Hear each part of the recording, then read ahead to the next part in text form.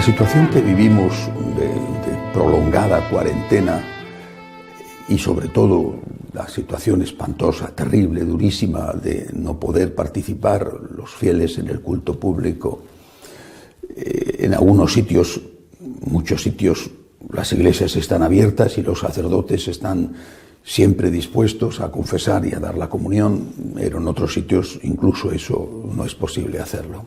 Toda esta situación está generando nervios, tensiones, también dentro de casa, pero también de una forma especial contra la Iglesia. Ha llegado un momento en que incluso decir una homilía resulta casi imposible si no quieres molestar a alguien, porque digas lo que digas, siempre hay alguien que se molesta. Es realmente difícil. Si dices que la Eucaristía es lo más importante, habrá quien te diga que entonces ¿por qué no se desobedece a los gobiernos y se abren las iglesias? Si dices que la Eucaristía es lo más importante, pero no existe solo la Eucaristía, que hay otras formas de encontrarse con Jesús, eso molesta a los que dicen que nada como la Eucaristía. Si dices que esta situación terrible puede tener algo positivo porque nos ayuda a darnos cuenta de lo que tenemos, que quizá por tenerlo no lo valoramos lo suficiente, pues también hay alguien que se molesta. Pase lo que pase, siempre hay alguien que se molesta. Resulta muy complicado hoy en día decir una palabra. A pesar de eso, sabiendo que seguro que hay alguien que se molesta, voy a decir algunas cosas sobre este texto del Evangelio de hoy. En primer lugar, lo primero, es una aparición de Cristo resucitado. Por lo tanto, es una prueba, un testimonio, un hecho histórico que sirve para que estemos absolutamente convencidos de que hay vida eterna. Si Cristo ha resucitado, hay vida eterna. Si Cristo ha resucitado, también nosotros resucitaremos. Y resucitaremos a la vida si hemos vivido con Él. Si con Él vivimos, viviremos con Él. Si con Él somos capaces de aceptar la cruz, Él será quien nos dé la oportunidad de estar con Él siempre en el cielo. Si con Él vivimos, viviremos con Él, reinaremos con Él. Hay vida eterna. Creo que este es el principal mensaje. Todas las apariciones de Cristo resucitado tenían este objetivo: demostrar, convencer a aquellos descreídos apóstoles que la promesa que Él había hecho se había cumplido. Hay vida eterna, Cristo ha resucitado.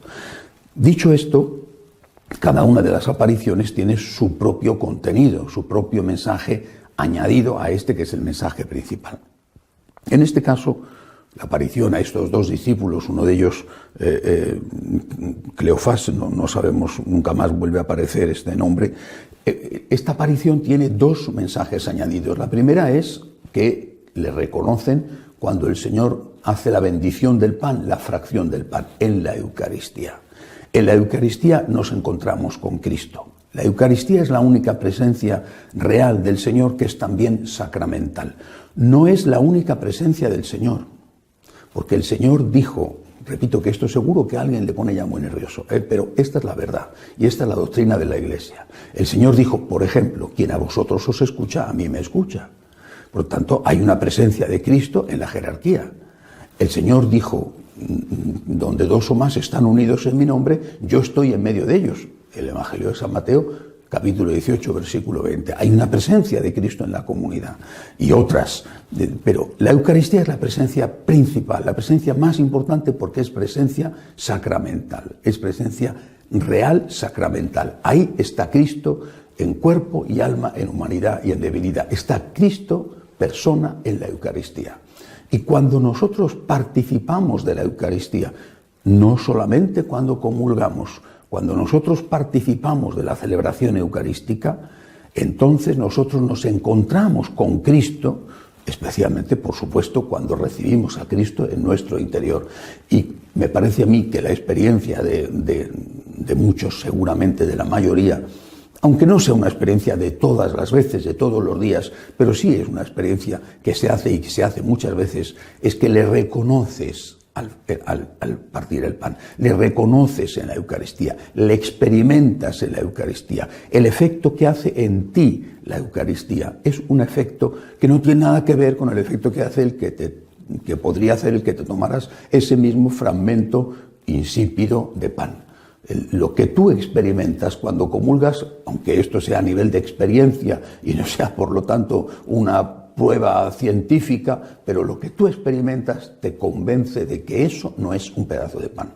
Ahí hay alguien, hay una persona, alguien que te sostiene, que te consuela, que te da luz, que te da fuerza, alguien sin el cual, como decían aquellos primeros cristianos del norte de África, sometidos al martirio, sin la Eucaristía no podemos vivir. La Eucaristía es Cristo y sin Cristo no podemos vivir. Pero no solamente está el Señor en la Eucaristía, repito, que nadie se ponga nervioso, que no se empiecen a subir por las paredes, porque es la doctrina de la Iglesia. Cristo está en la Eucaristía de una forma extraordinaria, pero no está solo en la Eucaristía. El hecho de que esté en la Eucaristía no significa que no podamos encontrar a Cristo, incluso que no debamos encontrar a Cristo en otras de sus presencias. La Eucaristía es el Señor de forma real, pero está en su palabra. ¿Es que porque está en la Eucaristía ya no vas a leer la Biblia? ¿Cuándo ha dicho eso la Iglesia? ¿Es que por decir que puedes leer la Biblia estás faltándole el respeto a la Eucaristía? Repito, los ánimos están tan sensibles y algunas personas están tan irritadas que cualquier cosa que se diga les molesta. La Eucaristía es Cristo, pero te puedes encontrar con Cristo, aunque no sea al mismo nivel que la Eucaristía, leyendo la Biblia, por ejemplo. No es un sucedáneo, es otra presencia del Señor.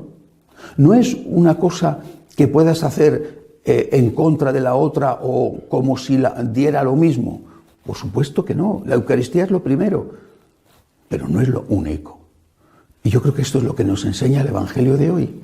Hay una presencia del Señor en medio de la comunidad, en medio de los discípulos, donde dos o tres, donde dos o más están unidos, reunidos con unidad, es decir, unidos con amor, donde dos o más están unidos en mi nombre por amor a Jesús. Como amó Jesús y como nos enseñó a amar Jesús, yo estoy presente en medio de ellos. Y hay un detalle en este Evangelio de hoy. Estos discípulos, una vez que Jesús ha hecho la fracción del pan, ellos le han reconocido y Jesús desaparece, el Cristo resucitado desaparece, no la fracción del pan que ellos han comido. Una vez que esto ha ocurrido, ellos recuerdan lo que ha pasado y se dicen el uno al otro: ¿no ardía nuestro corazón cuando nos explicaba las Escrituras e íbamos por el camino?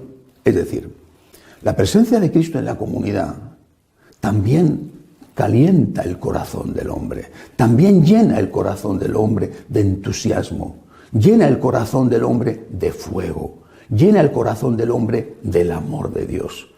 Ese calor interno, ese calor que experimentan aquellos discípulos, ¿no ardía nuestro corazón?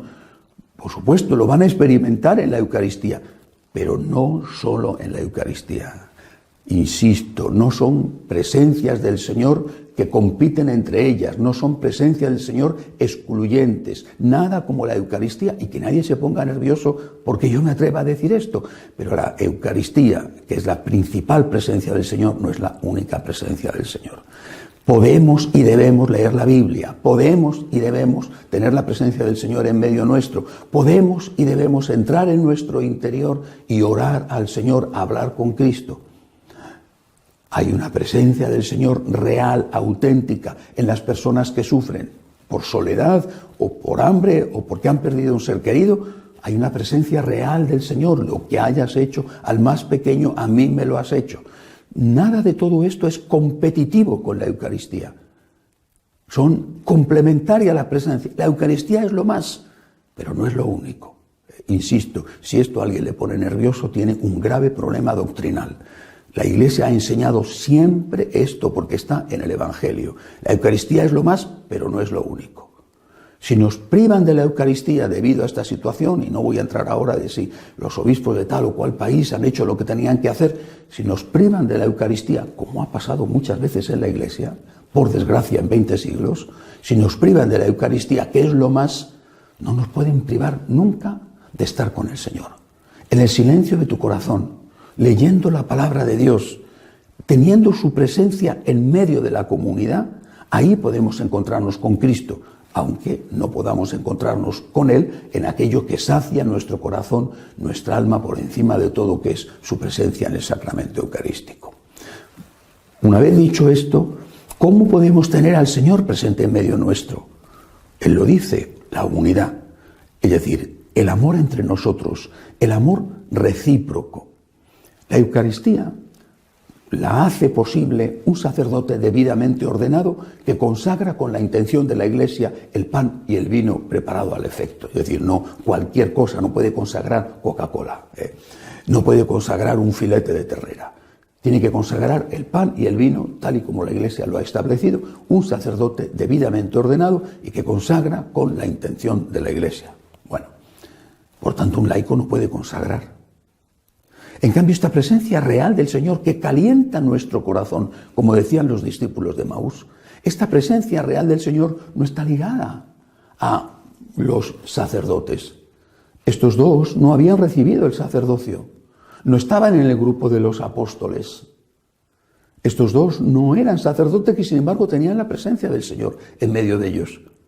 El Señor dice, donde dos o más están unidos en mi nombre, tu esposo o tu mujer, tu papá, tu mamá, tu hijo, tu amigo, dos o más unidos en mi nombre, allí está el Señor en medio de ellos. Pero la clave está en la unidad. Puede estar, debe de estar el Señor en nuestras familias. Quizá no tengamos la inmensísima mayoría de las familias, alguna excepción hay, pero la inmensísima mayoría no tiene un sagrario en casa donde está el Señor en la Eucaristía. Pero puede estar el Señor en medio de ellos, con el amor y con el amor recíproco. ¿No tenemos que cuidar eso? ¿Qué diríamos si un sacerdote maltratara la Eucaristía o no hiciera debidamente la purificación del cáliz y de la patena después de la comunión? Diríamos, es un sacrilegio, es una cosa horrorosa. Ha profanado el cuerpo y la sangre de Cristo, ha profanado a Cristo. Y no nos damos cuenta de que quizá nosotros también hacemos lo mismo, no con la Eucaristía, pero sí con esta otra presencia del Señor. ¿Te enfadas? ¿Eres egoísta? ¿No perdonas? ¿No te pones en el lugar del otro? ¿No estás pendiente de amar el primero, de tener ojos para ver y oídos para escuchar lo que necesitan tus hermanos? Estás como si el sacerdote, por supuesto, lo digo de forma simbólica, como si el sacerdote estuviera profanando la Eucaristía, porque estás poniendo a Jesús de patitas en la calle. Ahora te vas a marchar. Pero yo estoy en tu casa, te dice el Señor. Yo estoy en tu hogar, quiero estar en tu hogar, quiero darte la paz, quiero darte la fuerza, quiero darte la alegría, quiero darte el fuego en tu corazón. No, ahora te vas a marchar a la calle, porque yo ahora me voy a pelear con mi marido, o me voy a enfadar con mis hijos, o voy a pelearme con mi mujer o con quien sea. Ya no te quiero, estás expulsando a Jesús de tu hogar. Insisto, la Eucaristía es lo más importante, pero no es la única presencia de Cristo. Y no son presencias alternativas o competitivas. Tenemos que encontrarnos con el Señor en la comunidad, en los pobres, en su palabra, en nuestro interior, también en la jerarquía de la Iglesia, cuando lógicamente la Iglesia enseña, esa jerarquía enseña lo que tiene que enseñar, lo que enseña la Iglesia, lo que enseñó Cristo. Tenemos que encontrarnos con el Señor ahí, porque es lo que ha querido el Señor, que nos encontremos con Él, no solo cuando vamos al templo, sino también cuando estamos en nuestra casa. Cuidemos, por lo tanto, esta presencia del Señor. Hagámosla posible con el amor entre nosotros. Hagámosla posible con el perdón que se pide humildemente, con el perdón que se ofrece, aunque no tengas que decir te perdono. Hagámosla posible poniéndonos en su lugar, en el lugar del otro. Hagámosla posible, insisto, teniendo ojos para ver lo que el otro necesita, adelantándonos a sus necesidades. Hagamos posible la presencia del Señor en nuestro hogar, en medio nuestro, la presencia que llena nuestro corazón de fuego y que hace posible que tu casa sea el cielo en la tierra y no un infierno en el que no hay quien viva. Hagamos lo posible con el amor recíproco. El Señor quiere vivir con nosotros. El Señor quiere vivir en medio nuestro. Y eso es posible si cada uno de nosotros hace su parte. Quizá el otro no la haga, pero haz tú la tuya, por ti que no quede, que el Señor pueda estar siempre contigo y con los tuyos. Que así sea.